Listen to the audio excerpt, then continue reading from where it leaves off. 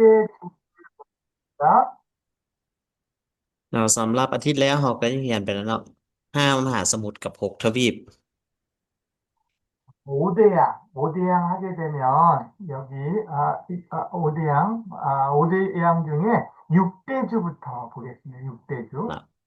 แล้วสำหรับเราสิมาทวนคืนเบิ่งเนาะสำหรับ6 ทวีปมีทวีปหยังแด 6대주는 지구 위에 6개 대륙을 의미합니다. อ่า6 ทวีปหมายถึงว่า6อ่าในโลกเรามีอยู่6 ทวีปเนาะเป็นแผ่นดินใหญ่เนาะ 대륙은 바다로 둘러싸인 큰 육지를 뜻합니다. เนาะคำว่าทวีปเราจะหมายถึงแผ่นดินขนาดใหญ่เนาะที่อยู่อ้อมรอบมหาสมุทร 첫 번째 우리가 살고 있는 아시아 대륙입니다. เนาะสำหรับอันทวีปคือทวีปอาเซีย 아시아 대륙은 세계에서 가장 크고 인구가 많습니다. สำหรับทวีปอาเซียเป็นทวีปที่ว่าใหญ่ที่สุดเนาะและมีประชากรหลายที่สุดในโลก 여기 우리가 살고 있는 여기 아시아입니다. เนาะตามตัวอาจารย์ซีเนาะอันนั้นก็เป็นทวีปอาเซีย 여러분들은 지금 여기 우리 라오스가 여기에 있고요. 한국은 교수님이 지금 여기 있는 곳은 여기 서울, 한국 익산에서 지금 강의를 하고 있습니다. 예, 이렇게. เนาะสำหรับเมื่อกี้อาจารย์ได้ชี้เนาะว่าประเทศลาวก็อยู่ในอาเซียคือกันส่วนเกาหลีเนาะเกาหลีก็อยู่ในอาเซียคือกันเนาะซึ่งว่าปัจจุบันอาจารย์เพิ่นอยู่อีกซานเนาะที่ว่ากำลังสอนเขาอยู่นี่ 자, 두 번째로 아프리카 대륙입니다. สำหรับทวีปต่อไปแม่นทวีปแอฟริกาเนาะ 아프리카 대륙은 두 번째로 큰 대륙으로서 인류의 기원지로 알려져 있습니다. ทวีปแอฟริกาเนาะเป็นทวีปที่ว่ามีความใหญ่เป็นอันดับ2ของโลกเนาะแล้วเป็นที่รู้จักว่าเป็นแหล่งกำเนิดของมนุษย์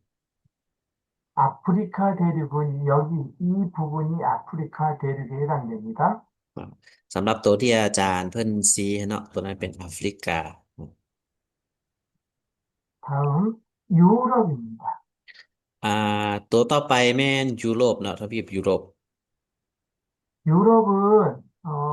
여기 우리 아시아하고 바로 경계를 이루는 이쪽에 있습니다. สำหรับทวีปเออโรปหรือว่ายุโรปเนาะแม่นจะอยู่ติดกับทวีปอาเซียของพวกเขาไปทางทิศตะวันตกเฉียงเหนือเนาะ 우리가 이따가 공부할 부분이 유럽을 처음 공부하는데 바로 프랑스 쪽을 공부할 겁니다. ซึ่งว่าสำหรับมื้อนี้เราจะเรียนเกี่ยวกับทวีปยุโรปเนาะซึ่งว่าเป็นประเทศที่ว่าเราจะเรียนทำอีกแม่นประเทศฝรั่งเนาะ 자, 네 번째로 북아메리카입니다. สำหรับทวีปที่4แม่นทวีปอเมริกาเหนือ 북아메리카는 미국, 캐나다, 멕시코가 해당이 됩니다. สำหรับทวีปอเมริกาเหนือก็จะประกอบไปด้วยเนาะสหรัฐอเมริกาเนาะประเทศแคนาดาเนาะประเทศเม็กซิโกประมาณนี้ 여기 이 대륙이 바로 북아메리카 대륙입니다. เนาะตัวที่อาจารย์ซีอยู่หั่นเนาะก็เอิ้นว่าทวีปอเมริกาเหนือ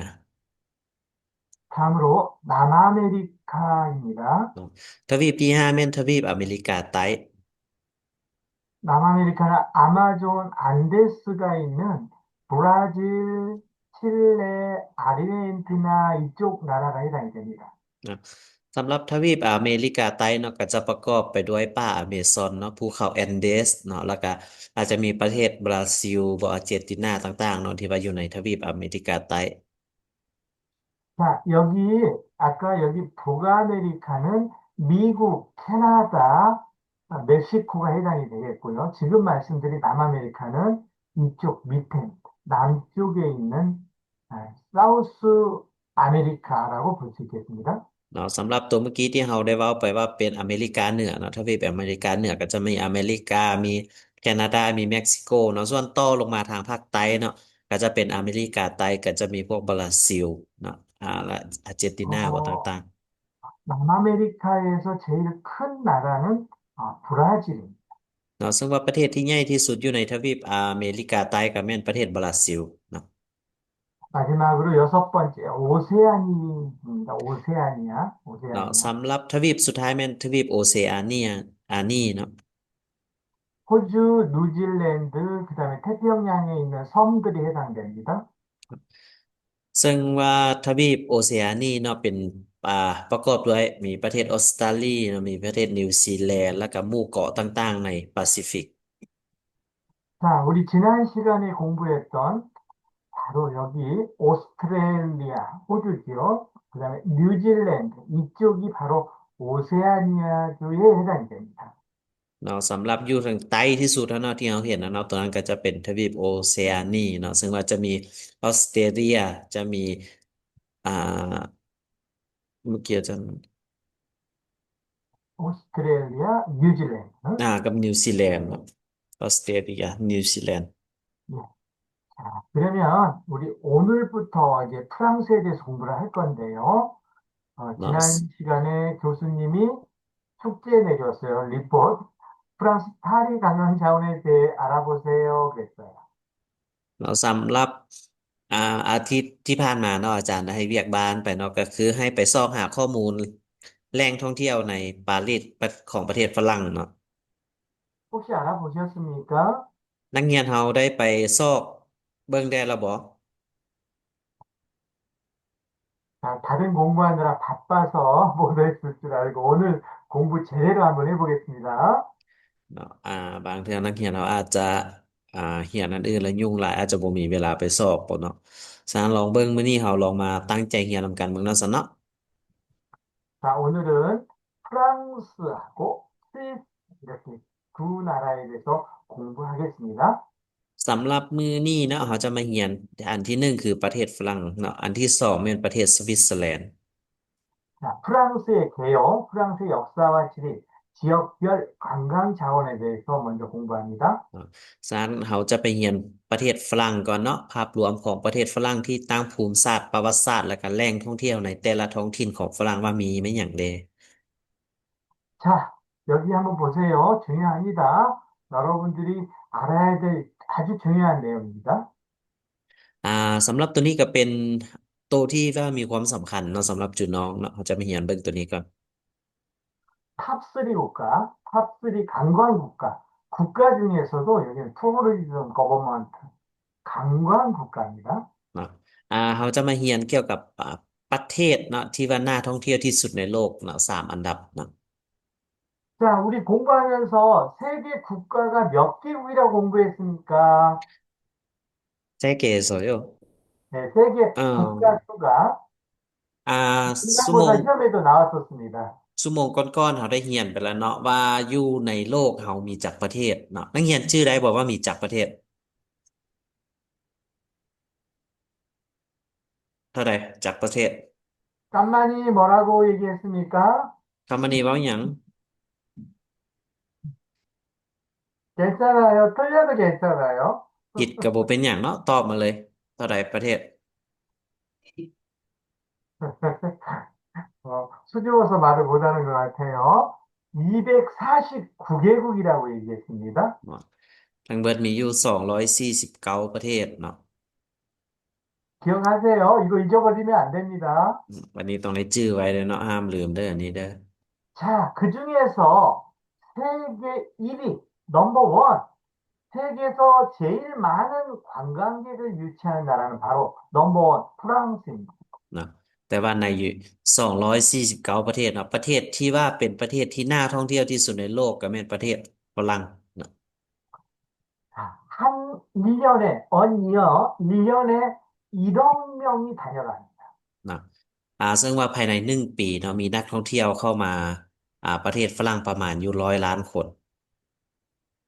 여러분, 우리 라오스 국가 인구수가 몇 명이라고 그랬습니까? สำหรับประเทศลาวเฮามีประชากรเท่าใดชื่อบ่ 잊어버렸습니까? 700오천 정도 700, 705만 명 정도 705만 됩니다. 명 정도? 그러면 여러분 국가 전체 인구수의 한 15배 정도가 프랑스를 외국 관광객들이 1년에 다녀가는 겁니다. เนาะถ้าว่าประชากรเรามีประมาณอยู่7,500,000คนเนาะถ้าเทียบกับนักท่องเที่ยวที่เข้าไปเที่ยวประเทศฝรั่งแล้วก็จะเทียบกับประเทศลาวเนาะก็ประมาณอยู่15เท่าเนาะอืม 엄청난 숫자이죠. เนาะถือว่าเป็นตัวเลขค่อนข้างว่าสูงเนาะแล้วก็ 자, 두 번째는 스페인입니다. สำหรับประเทศที่เป็นอันดับสองเนาะอันดับสองของประเทศที่ว่าน่าท่องเที่ยวที่สุดในโลกเนาะก็เป็นประเทศของสเปน 스페인은 유럽이라고도 하지만 지중해 국가에 해당이 됩니다. เนาะถือว่าอ่าประเทศสเปนก็ถือว่าเป็นประเทศที่ว่ามีนักท่องเที่ยวเข้ามาท่องเที่ยวหลายสมควร 어떤 때는 스페인이 앞서갈 수도 있습니다. เนาะในบา 프랑스에. งในบางปีเนาะบางปีสเปนก็ถือว่าหลายกว่าฝรั่งซ้ำ 왜냐하면 이 관광객 수는 해마다 다를 수가 있습니다. เพราะว่าการจัดอันดับประเทศที่ว่าน่าท่องเที่ยวเนาะหรือว่าคนเข้ามาท่องเที่ยวหลายที่สุดนะแต่ละปีมันจะมีความแตกต่างกันเนาะ 자, 다음에 어, 3위가 미국입니다. สำหรับอ่าประเทศที่ว่าน่าท่องเที่ยวที่สุดในโลกหรือว่าคนไปเที่ยวหลายที่สุดในโลกในอ่าปีที่ผ่านมาเนาะอันดับสามเป็นประเทศมีกุ๊กประเทศอเมริกาเนาะ 예, 그러면 관광객 수로 보면 1위 넘버원 프랑스, 2위 스페인, 3위 미국입니다. ถ้าเราไปเบิ่งจำนวนของนักท่องเที่ยวเนาะอันดับที่หนึ่งนี้อ่าเป็นของฝรั่งเนาะมี100 ล้านคนอันดับที่สองสเปนนี่มีอยู่85 ล้านคนและอันดับที่สามนี่เป็นของอเมริกาเนาะมีอยู่67 ล้านคน 자, 여기서 다시 한번 이제 수입. 관광객들이 우리나라에 와서 얼마만큼 물건을 사가고 숙박하고 식사하고 이 비용이 이제 관광 수입입니다. อ่ะแต่ว่าบัดนี้เฮาสิมาเบิ่งคำว่าซูอิฟเนาะซูอิฟเขาเอิ้นว่าเป็นรายรับรายรับนี่มาจากนักท่องเที่ยวเข้ามาประเทศเฮาแล้วมาเที่ยวแล้วเนาะเขาเจ้าใช้เงินในประเทศเฮาเขาจ่ายซื้อเครื่องซื้อของเนาะช้อปปิ้งหยังต่างๆเนาะ 자, 수입은 어느 나라입니까? 수입. สำหรับอ่ารายได้จากนักท่องเที่ยวที่เป็นอันดับหนึ่งเป็นประเทศใดเบิ่งตัวเลขประเทศใด 수입, 미국. 미국은 엄청나죠. 1760억 달러. เนาะสำหรับประเทศที่ว่ามีรายรับจากการท่องเที่ยวหลายที่สุดเป็นประเทศอเมริกาเนาะประมาณอยู่176,000 ล้านดอลลาร์ 아, 프랑스는 관광객 수는 1위지만 수입은 690억 달러입니다. เนาะสำหรับประเทศฝรั่งเนาะมีนักท่องเที่ยวเข้ามาหลายเป็นอันดับหนึ่งของโลกแต่ว่ารายได้รายรับที่ว่าเขาได้จากนักท่องเที่ยวมีแต่69,000 ล้านดอลลาร์ 자, 스페인도 관광객 수는 8,500만 명이지만 수입은 프랑스보다 더 많은 710억 불입니다. เนาะสำหรับประเทศสเปนก็คือกันเนาะนักท่องเที่ยวมีอยู่ประมาณ85 ล้านคนแต่ว่ารายได้เนาะก็จะมีเพียงแต่อยู่71,000 ล้านดอลลาร์ซื่อ 자, 그러면 여기서 잘 보세요. 여기 잘 보세요. 교수님, 관광객 수는 프랑스가 1억 명인데 왜 690억 달러만 될까요? 이런 질문을 할 수 있습니다. เนาะแล้วเวลาที่นักเรียนเห็นรูปตัวนี้เนาะนักเรียนกับบางคนอาจจะมีคำถามว่าเอาอาจารย์เป็นหยังคือว่าประเทศฝรั่งมีนักท่องเที่ยวเข้ามา100 ล้านคนแต่ว่าเป็นหยังอ่ารายรับรายได้เขามีแต่69,000 ล้านดอลลาร์ 교수님, 미국은 관광객 수는 6,700만 명으로 3위 정도 되는데 수입은 1,760억. 프랑스에 비해서 거의 3배 가까이 이렇게 많은데 왜 이런 결과가 나올 수 있을까요? 질문을 할 수 있습니다. นะครับแล้วกรงกันข้ามประเด็นเนาะคือประเทศอเมริกาเนาะมีนักท่องเที่ยวแต่67 ล้านคนแต่ว่ารายรับที่เขาได้จากนักท่องเที่ยวคือว่ามีอยู่176,000 ล้านดอลลาร์มันเป็นไปได้แนวใดคำถามนี้อาจจะ자, มีนักเรียนถา 네. มคือกัน 여러분 생각에는 왜 이렇다고 생각하십니까? 왜 이런 결과가 나왔다고 생각하십니까? แล้วถ้าเป็นนักเรียนเนี่ยนักเรียนคิดว่าเป็นย้อนหยังจึงเป็นแบบนี้ 아는 친구 잠깐 말씀해 주세요. 플러스 점수 드릴게요. บ่มีนักเรียนใดพอสิตอบได้บ่เนาะความคิดของตัวเองก็ได้เนาะถ้าผู้ใดตอบผู้ใดนั้นก็จะมีคะแนนเสริมให้เนาะอเมริกามีคนจ่ายเงินหลายกว่าจ่าย 우리 올해 뭐라고 그랬습니까? 예. 올해 미국에서 가면은 돈 쓰는 데가 많이 있다고 합니다. 예, 지금 올해가 말한 것도 점수, 이제 플러스에 해당이 돼요. 근데 이제 더 중요하게 말씀드리면, 미국에서 머무르는 기간이 더 많아요. เนาะสำหรับที่โอเล่ตอบมาเนาะก็มีส่วนถูกคือกันเนาะสำหรับตัวนี้อาจารย์ก็จะให้คะแนนเนาะแต่ว่าสิ่งที่ว่าสำคัญกว่านั้นเนาะก็คือระยะเวลาที่เขาเจ้าไปเที่ยวอเมริกาแล้วเขาอยู่ในอเมริกานะมันจะดนกว่าประเทศอื่น 이거는 국가의, 그 나라의 땅 넓이와 관광지가 많이 있느냐, 없느냐의 차이도 있을 수 있습니다. ครับจึงว่าแหล่งท่องเที่ยวของแต่ละประเทศน่ะมีความแตกต่างกันเนาะบ่ว่าจะเป็นขนาดของประเทศเนาะหรือว่าจำนวนของสถานที่ท่องเที่ยวเนาะอันพวกนี้มันก็มีผลเนาะต่อการท่องเที่ยวคือกัน 우리가 미국은 공부를 했기 때문에 땅이 넓고 가볼 곳이 많은 것으로 알고 있습니다. นะสำหรับประเทศอเมริกานะเป็นประเทศที่ว่าใหญ่เนาะแล้วก็มีสถานที่ท่องเที่ยวค่อนข้างหลายนะ 자, 이 시간에 공부할 건 이제 프랑스인데, 프랑스는 얼마나 또 많이 가보고 또 내가 가고 싶어 하는 곳이 많은 것에 대해서 공부할 것입니다. นะแล้วสำหรับประเทศฝรั่งเนาะก็สิมื้อนี้เราได้เรียนเนาะซะเราจะไปเบิ่งว่าในประเทศฝรั่งมันเป็นแนวใดเนาะแล้วมีสถานที่ท่องเที่ยวที่น่าสนใจที่เฮ็ดให้นักท่องเที่ยวอยากไปเที่ยวนี่มีจักบ่อนเราสิลองไปเบิ่งนำกัน 자, 통계를 봤을 때 프랑스에 다녀간 관광객은 한 사람당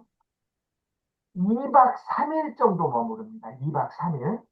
그날, 예. สำหรับตามสถิติเนาะตามสถิติอ่การท่องเที่ยวเนาะคนที่ว่าไปเที่ยวประเทศฝรั่งนี่นะแม่นส่วนหลายเขาใช้เวลาประมาณอยู่2 คืน 3 มื้อเนาะในประเทศฝรั่ง 그런데 미국은 한 사람이 미국에 가게 되면 5박 6일을 머무릅니다. นะแต่สำหรับคนที่ว่าไปเที่ยวประเทศอเมริกาเนาะส่วนหลายเนาะส่วนหลายแม่นจะไปเที่ยวประมาณอยู่5 คืน 6 มื้อ 그래서 프랑스는 한 관광객 숫자가 많지만 1억 곱하기 2박 3일, 3day, 미국은 6,700만 명 곱하기 5박 6일이니까 6day 곱해보면 이 관광객 수입이 나올 수가 있습니다. เนาะสำหรับประเทศฝรั่งเนาะก็จำนวนนักท่องเที่ยวประมาณอยู่100 ล้านคนเนาะแล้วก็มาคูณให้กับ2 คืน 3 มื้อเนาะก็จะออกมาค่ารายรับที่เขาได้ก็ประมาณอยู่69,000 ล้านครับเนาะแต่สำหรับประเทศอเมริกาเนาะจำนวนนักท่องเที่ยวเขามีแต่67 ล้านแต่ว่าอ่าเวลาที่เขาไปอยู่5 มื้อ5 คืน 6 มื้อเนาะฉะนั้นก็เลยว่ารายรับที่เขาได้นะก็เลยเป็นอยู่176,000 ล้านดอลลาร์เนาะ 그래서 우리가 관광객 숫자도 중요하지만 그 관광객이 우리나라에 와서 얼마나 머무르게 하는가도 되게 중요합니다. นะฉะนั้นเนาะสิ่งที่ว่าเป็นนักท่องเที่ยวเนาะจำนวนนักท่องเที่ยวก็สำคัญแต่ว่าเนาะสิ่งที่สำคัญก็นั้นก็คือนักท่องเที่ยวมาแล้วเนาะมาอยู่เนาะมาพักเซาระยะเวลาเท่าใด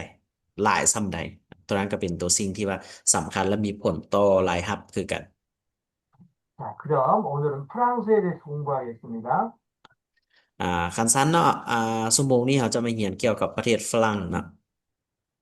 프랑스는 공식 국가명이 프랑스 공화국입니다. สำหรับชื่อเนาะ เป็น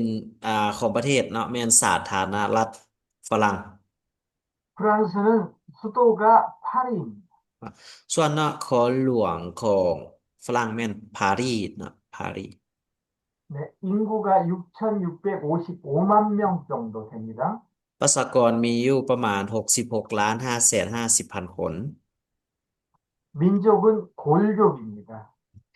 สำหรับชนเผ่าแม่นชนเผ่ากลเนาะ 언어는 프랑스어를 사용하고 있습니다. ภาษาที่ใช้เป็นภาษาฝรั่งเลย 종교는 카톨릭이 81%, 이슬람교 이렇게 있습니다. เนาะสำหรับเรื่องของศาสนาเนาะศาสนาคาทอลิกมีอยู่ประมาณอยู่ 81.4% แล้วก็อิสลามประมาณอยู่ 6.89% 자, 화폐는 예전에는 프랑이라는 화폐를 썼는데 지금은 유럽 연합이 공통으로 묶어지면서 유로화를 쓰고 있습니다. สำหรับสกุลเงินเนาะแต่ก่อนประเทศฝรั่งเขาก็เจ้าก็จะมีสกุลเงินของเขาเจ้าคือกันใช้เนาะแต่ว่าในช่วงหลังๆมานี้เนาะเขาเจ้าได้มีการร่วมมือเนาะหรือว่าการเซ็นสัญญากันว่าเขาจะใช้เงินยูโรร่วมกันกับประเทศยุโรปเนาะฉะนั้นปัจจุบันนี้สกุลเงินที่เขาใช้เป็นสกุลเงินยูโร GDP는 48,000불 정도 됩니다. สำหรับGDP หรือว่ารายรับต่อปีเนาะก็มีประมาณอยู่ 48,000 กับ 12 ดอลลาร์ 시차는 라오스보다 10시간이 늦습니다. ความแตกต่างของเวลาเนาะแม่นจะช้ากว่าลาวอยู่ 10 ชั่วโมง 자, 그러면 역사와 지리에 대해서 공부합니다. ต่อไปเราจะมาเรียนที่ตั้งภูมิศาสตร์และประวัติศาสตร์ของฝรั่งเมืองเนาะ 예술가 패션의 도시라고 얘기를 합니다. สำหรับฝรั่งเนาะถือว่าเป็นเมืองแห่งศิลปะและแฟชั่น 5세기에 프랑스 왕국이 세워졌습니다. สำหรับประเทศฝรั่งเนาะถูกสร้างตั้งขึ้นโดยจักรพรรดิฝรั่งในศตวรรษที่ 5 843년도에 베르덴 조약에 의해서 현재와 같은 나라가 구성이 됩니다. นะและสนธิสัญญาเนาะแวดันในปีพศ843เนาะคือแม่นกรอบของสถานการณ์ในปัจจุบันก็หมายว่าในปี843เนี่ยเป็นเริ่มต้นสร้างประเทศฝรั่งขึ้นมาเนาะให้เข้าใจแบบนั้น 1789년 대혁명이 일어나고 1792년에 공화정이 선포됩니다. นะแต่ว่านอกการปฏิวัติใหญ่เนาะในปี1789และประกาศเป็นสาธารณรัฐสาธารณรัฐฝรั่งแท้ๆเนาะในปี1792 1995년 자크 시라크 대통령이 당선과 동시에 현재 리오넬 조르펜 총리와 같은 정부가 시작이 됩니다. เนาะและในปี1995เราได้มีการเลือกเนาะจากคือซิรากึเนาะเป็นประธานาธิบดีแล้วก็รัฐบาลในปัจจุบันเนาะเป็นประธานร่วมเนาะโดยนายกรัฐมนตรีลีโอเนลโจสแฟงเนาะ 그러면 수도 파리에 대해서 공부하겠습니다. ต่อไปเราจะมาเรียนเกี่ยวกับเมืองปารีส 패션과 미식의 도시, 또 볼거리, 즐길거리가 많은 도시로 알려져 있습니다. ถือว่าปารีสเป็นเมืองหลวงของฝรั่งเนาะและเป็นเมืองแห่งแฟชั่นอาหารและมีหลายสิ่งหลายอันที่สามารถเบิ่งและเพลิดเพลินไปได้ 예술과 낭만이 있는 세계 문화의 중심지라고 합니다. แล้วก็เป็นเมืองที่เป็นศูนย์กลางทางด้านวัฒนธรรมของโลกเนาะแล้วก็เต็มไปด้วยศิลปะและความโรแมนติก 관광지로는 루브르 박물관, 에펠탑, 개선문, 노트르담 사원, 몽마르트 언덕, 상저의 거리, 베르사유 궁전 등 많은 관광지 자원이 있습니다. สำหรับแหล่งท่องเที่ยวเนาะก็จะมีหลายเนาะมีหอลุยส์เนาะมีหอไอเฟลเนาะมีชื่ออาเดทิโอโพพวกนี้เนาะอันนี้เป็นชื่อของสถานที่ท่องเที่ยวหมดเนาะ 아, 여기 보십시오. 에펠탑입니다. รูปทมิฬอันนี้เป็นรูปหอไอเฟลเนาะ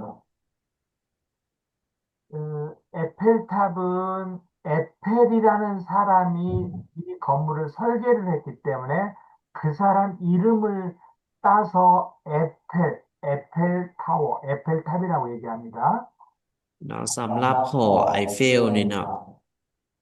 แม่นคนที่ซื้อเนาะไอเฟลเป็นผู้สร้างตั้งขึ้นเนาะฉะนั้นเขาก็เลยเอาชื่อของเราเนาะมาตั้งเป็นชื่อของหอ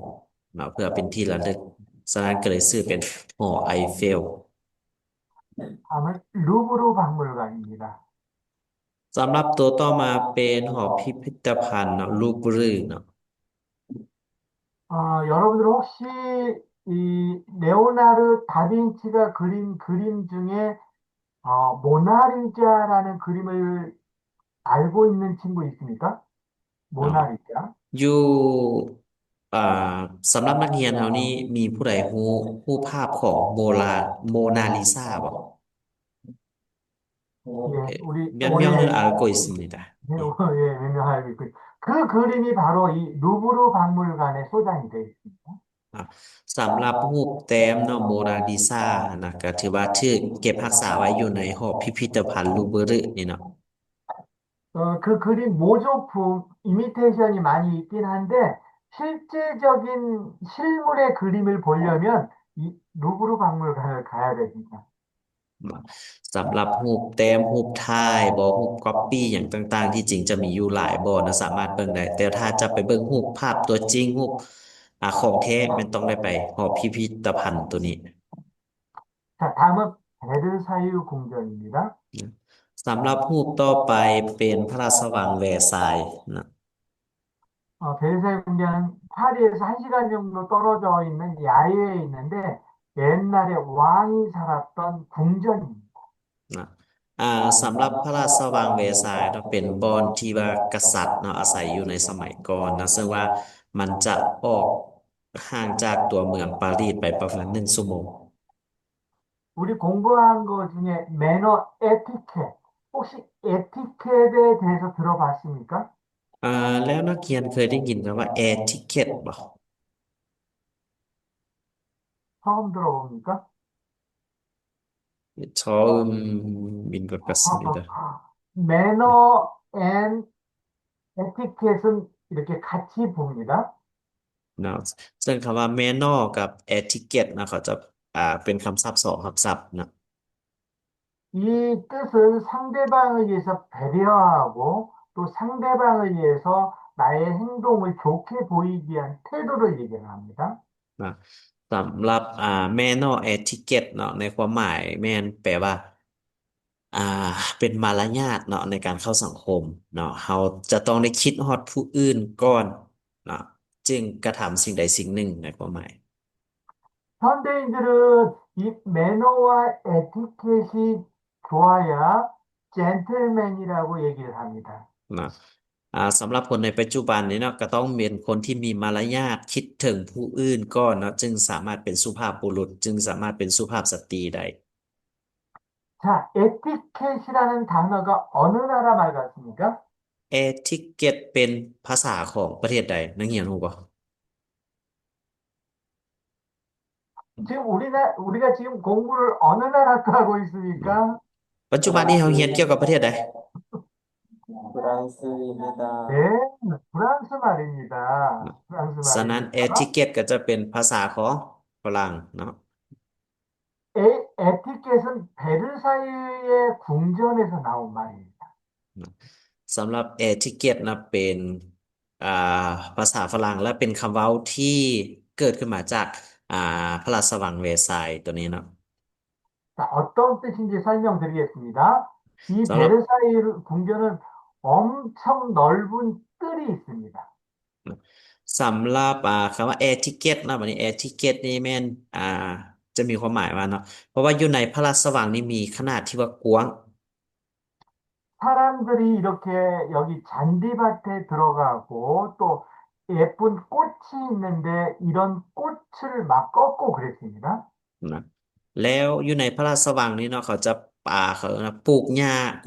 ว้างๆเนาะแล้วมีดอกไม้งามหลาย แล้วคนเข้าไปเที่ยวชมส่วนหลายเขามักจะเด็ดดอกไม้ 그래서 여기에 이렇게 불을 치고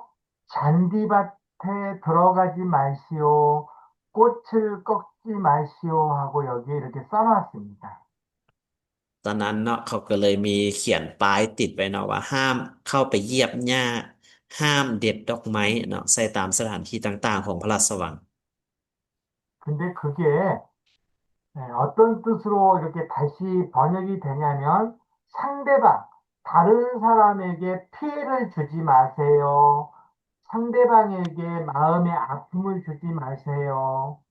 상대방에게 매너와 에티켓을 지켜주세요. 그런 뜻으로 변화가 되었습니다. ครับแล้วก็ยังมีอีกความหมายหนึ่งเนาะที่ว่าคำว่า air ticket ก็คือบ่สร้างความเดือดร้อนให้แก่ผู้อื่นบ่เฮ็ดให้ผู้อื่นได้รับความเสียหายจากตนเอง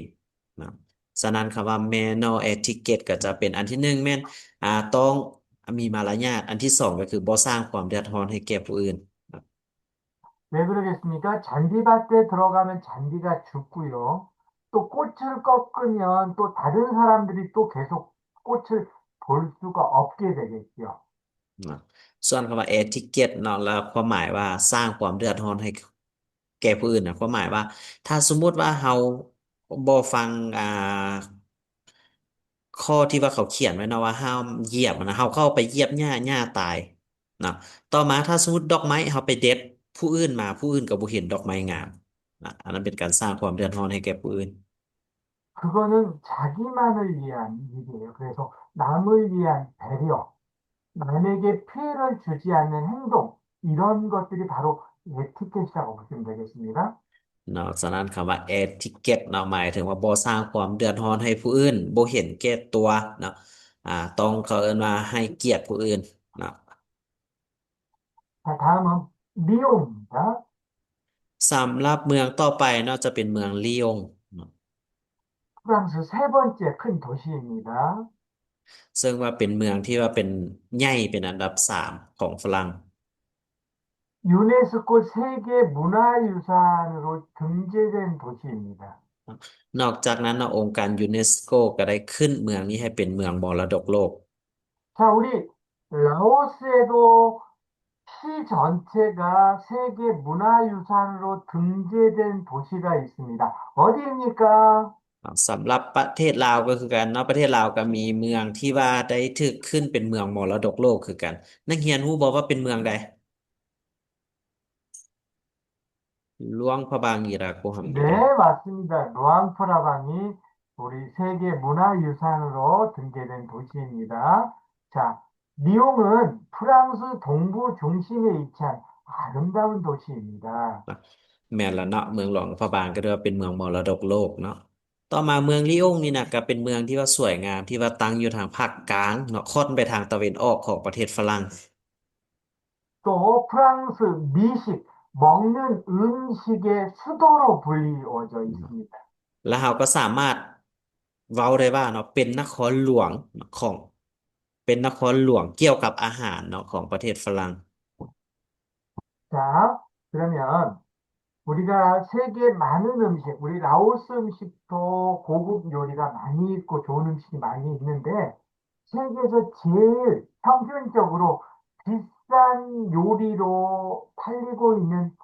국가 음식이 어느 나라 음식인지 아시나요? แล้วบัดนี้เราสิมาเบิ่งเนาะว่าประเทศเนาะที่ว่า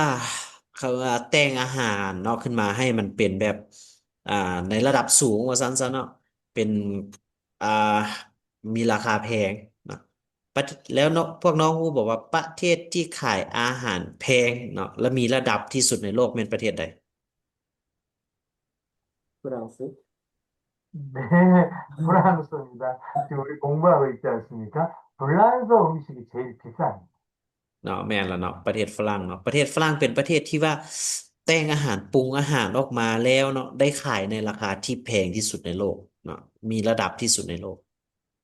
그래서 우리가 호텔 음식은 퀄리티, 질도 있고 맛있고 음식이 비싸지만 그 중에서도 제일 비싸고 고급 요리는 불란서 요리입니다. 프랑스 요리입니다. สำหรับ อาหารที่เราเคยกินอยู่ตามโรงแรมหยังต่างๆเนาะบ่ว่าจะเป็นเรื่องของคุณภาพรสชาติหยังต่างๆเนาะก็แซ่บหมดเนาะแต่ว่าประอาหารที่อยู่ประเทศฝรั่งเนาะแพงกว่านั้นอีกนะ 관광자원으로서 구시가지, 벨크루 광장, 크루아루스 언덕이 있습니다. นะสำหรับสถานที่ท่องเที่ยวเนาะก็จะมีเมืองเก่าเนาะของลียงเนาะแล้วก็มีลานเบลเนาะแล้วก็มีภูควารุตเนาะ 구시가지, 벨크루 언덕, 크루아루스 언덕이 있습니다. นะอ่านั่นก็จะเป็นตัวทำอิฐเป็นเมืองเก่าเนาะตัวที่สองก็จะเป็นลานเบลคูรุเนาะแล้วก็ตัวที่สามเขาจะเป็นอ่าภูคัวรุเนาะตัวนี้เนาะเป็นเขาเอิ้นเป็นบ่เป็นภูหรอกเป็นเนินภูซื่อๆเนาะที่จริง 다음은 마르세유입니다. สำหรับเมืองที่สามนะครับจะมีเฮียนคือมาร์เซล 프랑스 두 번째로 인구가 많은 도시입니다. ซึ่งว่าเมืองนี้เป็นเมืองที่ว่ามีประชาชนเนาะอยู่หลายที่สุดเป็นอันดับสองของประเทศฝรั่ง 프랑스 남부 지중해 연안에 있는 항구 도시입니다. เนาะแล้วก็เป็นเมืองท่าเรือเนาะที่ตั้งอยู่ฝั่งเนาะทะเลเมดิเตอร์เรเนเนาะภาคใต้ของประเทศฝรั่ง 또 프랑스에서 가장 오래된 도시이고 아주 멋진 도시입니다. แล้วก็เป็นเมืองที่เก่าแก่ที่สุดของฝรั่งและก็มีความสวยสดงดงามในตัวของมัน 관광 자원으로서는 노트르담 성당, 8호 궁전, 요트 정박지가 있습니다. สำหรับสถานที่ท่องเที่ยวเนาะจะมีวิหารโนทรดามเนาะมีพระราชวังพาโรแล้วก็มีท่าเรือยอชต์ 자, 노트르담 성당, 8호 궁전, 요트 정박지의 모습입니다.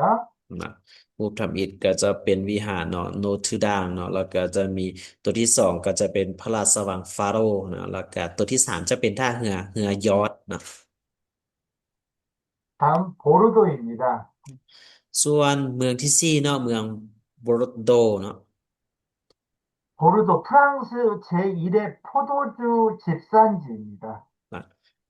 หรือว่าเป็นเมืองโบโรโดนี่เนาะเป็นเมืองที่ว่าเฮ็ดเหล้าแหวงทำอิฐของฝรั่งเหล้าแหวงในความหมายนี้เป็นไวน์ให้เข้าใจแบบนั้นเนาะ 르네상스 시대의 예술과 낭만이 깃든 도시입니다. อ่ะซึ่งว่าเป็นเมืองแห่งศิลปะเนาะและความโรแมนติก 와인을 좋아하는 사람들의 천국 같은 도시라고 얘기합니다. นะและก็เป็นอุทยานของคนฮักไวน์เนาะหรือว่าเป็นสวงสวรรค์ของคนฮักไวน์ก็ได้คือกัน 자, 여러분들 학생이기 때문에 와인을 마셔본 사람이 많지 않을 걸로 생각이 드는데, 와인의 제로가 뭡니까? 와인의 제로. นะสำหรับนักเรียนเฮาเนาะยังเป็นนักเรียนอยู่ฉะนั้น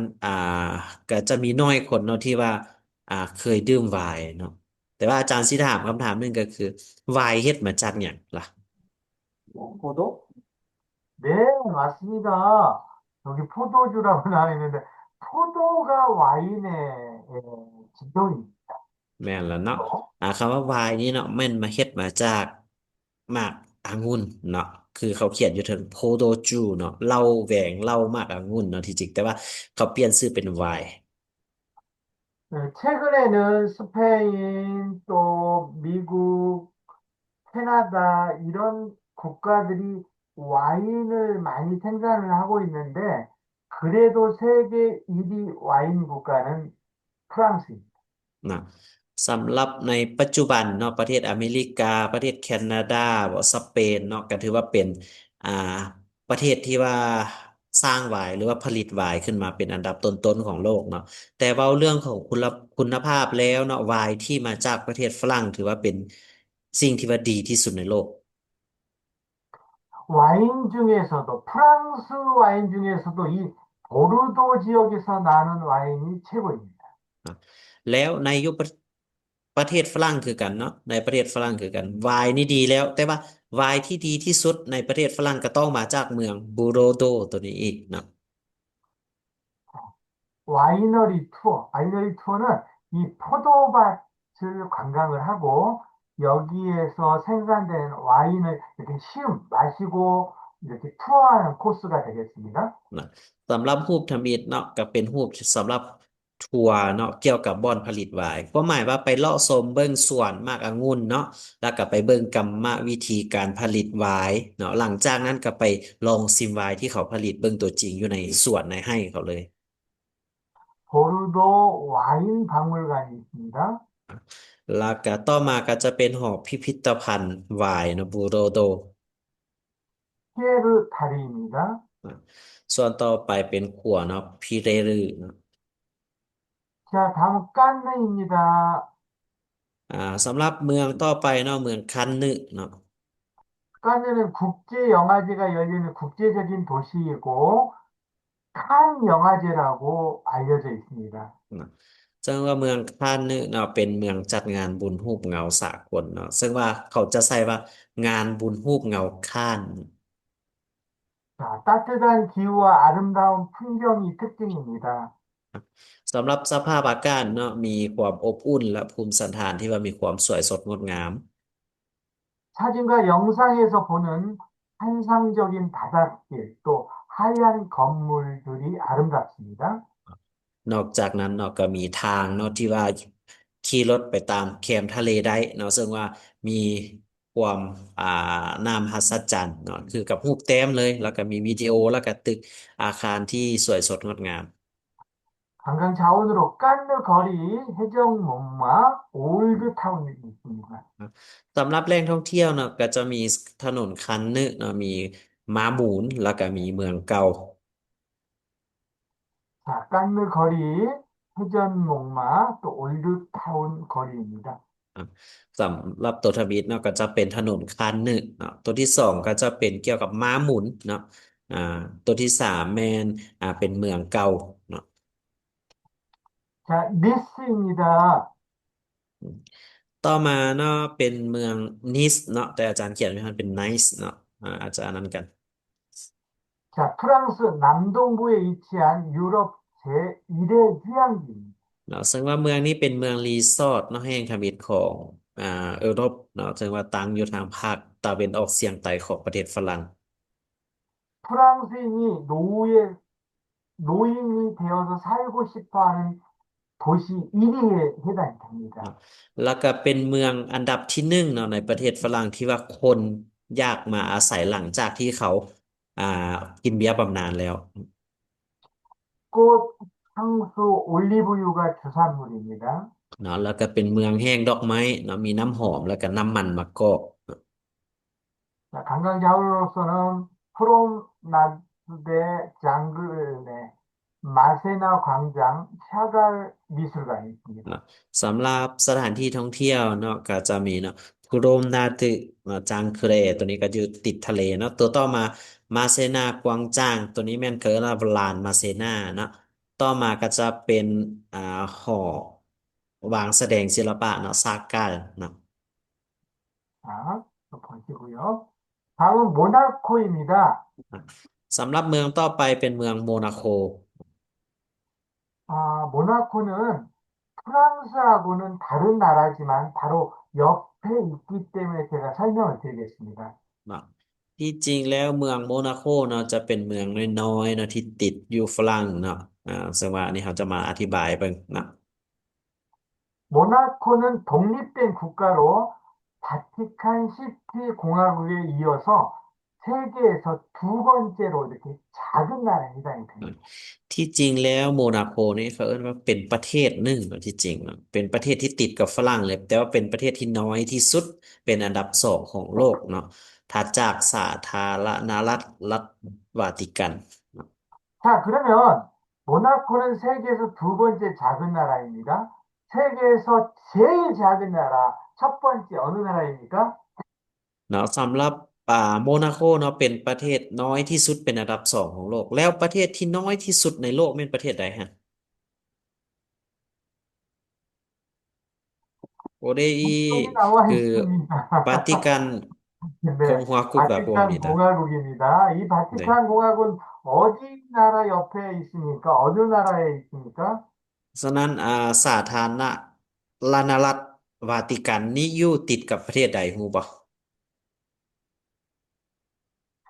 이탈리아 수도 로마 안에 들어가 있는 작은 국가입니다. สำหรับรัฐวาติกันเนาะเป็นรัฐหรือว่าเป็นประเทศที่ว่าอยู่ติดกับกรุงโรมของประเทศอิตาลีเนาะ 자, 우리가 뉴스에 많이 보시죠. 교황이 이 바티칸 시티 공화국에 근무하시면서 통치를 하십니다. เนาะ예 못 들었네요. 교황이라고 예전에 요한 바로 2세 교황 이런 천주교 교황님이 이 바티칸 시티 공화국을 통제하시고 이렇게 운영을 하십니다. เนาะตัวนี้เป็นเขาเรียกว่าเป็นรัฐที่ว่าเป็นมีความเป็นเอกราชในโตวเนาะเป็นปกครองด้วยตัวเอง แต่ว่าเป็นประเทศน้อยที่สุดเนาะ 자, 산과 바다 또 좁은 땅이 건물이 매우 아름답습니다. 우리 모나코가. เนาะสำหรับเมืองโมนาโคเนาะเป็นเมืองที่ว่ามีตึกอาคารหลายเนาะหลังที่ว่าอยู่เทิงแผ่นดินนะที่ว่ามีความแคบเนาะระหว่างภูเขาและก็ทะเล 자, 관광 자원으로서는 대공궁전, 해양박물관, 또 모나코 성당, 마틴 정원 등이 있습니다. สำหรับแหล่งท่องเที่ยวเนาะก็จะมีพระราชวังแท้กงเนาะมีหอพิพิธภัณฑ์ทางทะเลแล้วก็มีวิหารโมนาโคแล้วก็สวนมาร์ติน 자, 모나코 성당, 대공궁전, 해양박물관이 있습니다. เนาะอยู่หันก็จะมีวิหารโมนาโคเนาะมีพระราชวังแท้กงแล้วก็จะมีหอพิพิธภัณฑ์ทางทะเล 자, 이 모나코는 많은 관광객들도 가지만 관광객들이 가서 카지노를 많이 합니다. เนาะสำหรับประเทศโมนาโคนะเป็นประเทศน้อยที่ว่านักท่องเที่ยวไปเที่ยวหลาย แต่สาเหตุที่เขาไปท่องเที่ยวประเทศโมนาโคแม่นเพราะคาสิโน 그래서 그 카지노로 인해서 수입이 많이 되다 보니까 이 국민이 국가에 내는 세금보다 국가에서 국민들한테 주는 장려금이 더 많습니다. นะเมื่อที่ว่ามีคาสิโนแล้วเนาะรายรับที่เก็บภาษีจากประชาชนเนี่ยจะมีน้อยกว่าเนาะเขาจะจ่ายภาษีน้อยกว่าแล้วเงินเขาที่ได้รับจากคาสิโนจะหลายกว่าฉะนั้นเขาประเทศเขาจะให้เขาเรียกว่าเงินสนับสนุนเนาะเงินสวัสดิการหลายกว่าเนาะที่ว่าอ่าประชาชนจ่ายให้รัฐอีก 많이 잘 사는 국가라고 볼 수가 있겠습니다. หรือเราสามารถเว้าได้ว่าประเทศโมนาโคเป็นประเทศที่เนาะอ่าว่าเป็นประเทศที่ร่ำรวยได้ 자, 우리 모나코로 갑시다. 국가에서 돈을 많이 준다고 합니다. เนาะฉะนั้นเราแนวใดเราไปบ่โมนาโคบ่เพราะว่าเขาให้เงินหลายได้เนาะไปอยู่ลาวเขาก็ให้เงินหลายเด้ 자, 이어서 스위스에 대해서 공부를 할 건데요. 잠시 쉬는 시간을 갖고 지금 8시 51분인데 9시에 시작하도록 하겠습니다. 잠깐 쉬겠습니다. ฉะนั้นก่อนเราสิไปเข้าประเทศสวิตเซอร์แลนด์เนาะฉะนั้นเราสิมาพักกันประมาณ9นาที10นาทีเนาะประมาณ9โมงตรงเนาะเราสิมาเริ่มเนาะสำหรับชั่วโมงที่2 네, 잠깐 쉬는 시간 갖겠습니다. เอ่อ 네. พอเลยเนาะ